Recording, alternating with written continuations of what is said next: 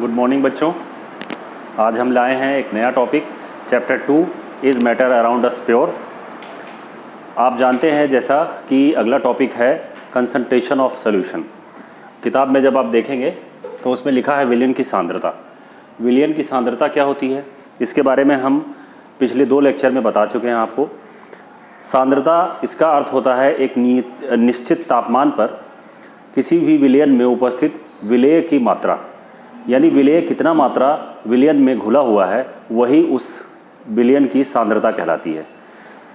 सांद्रता के आधार पर हम कह सकते हैं कि कोई विलयन तनु है या कोई विलयन सांद्र है, यानी ये एक कंपैरेटिव टर्म है जिसमें हम बताते हैं कि विलयन डाइल्यूट है या विलयन कंसंट्रेटेड है। एक सवाल जो इस पर पूछा जाता है वो पूछता है मास परसेंटेज का। ये न्यूमेरिकल आता है और इस टर्म को और अच्छे तरीके से समझने के लिए हम कुछ इस तरह का डेरिवेशन कर सकते हैं।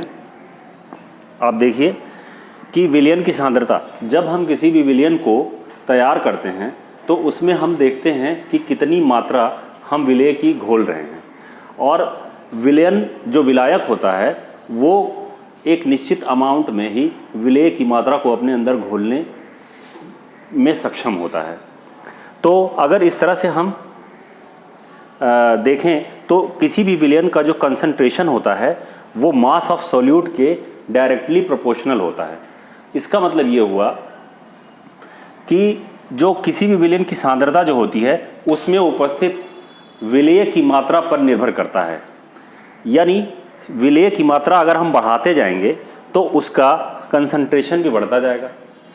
इसी तरह से जो दूसरा संबंध होता है कंसंट्रेशन का सॉल्वेंट से, वो इन्वर्सली प्रोपोर्शनल का होता है, यानी किसी भी विलयन में विलयन की जो सांद्रता होती है उसके 1 मास ऑफ सॉल्वेंट के समानुपाती होती है। या हम कह सकते हैं कि कंसंट्रेशन ऑफ अ सॉल्यूशन जो होता है वो किसी भी सॉल्वेंट के मास के व्युत्क्रमानुपाती होती है।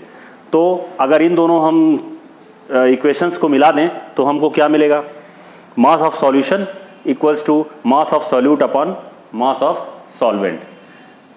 इसका मतलब ये हुआ कि कितनी मात्रा किसी भी सॉल्वेंट में उपस्थित है, किसी भी सॉल्यूशन में सॉल्वेंट की मात्रा कितनी उपस्थित है, इसके आधार पर हम उसकी सांद्रता को व्यक्त कर सकते हैं। अब इसी का ही हम द्रव्यमान प्रतिशत निकाल सकते हैं। द्रव्यमान प्रतिशत निकालने के लिए हमको उसमें 100 से इंटू कर देना होता है।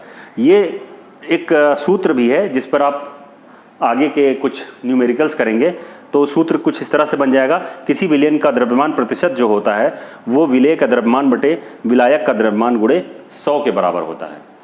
और जैसे मान लीजिए किसी भी विलयन का द्रव्यमान प्रतिशत निकालना हो और विलेय का द्रव्यमान दिया गया हो और विलायक का द्रव्यमान दिया गया हो, तो उसमें हम विलेय का द्रव्यमान बटे विलायक का द्रव्यमान इंटू 100 करके हम उसका द्रव्यमान प्रतिशत निकाल सकते हैं। तो मिलते हैं एक अगले टॉपिक के साथ नेक्स्ट वीडियो में। तब तक के लिए थैंक यू।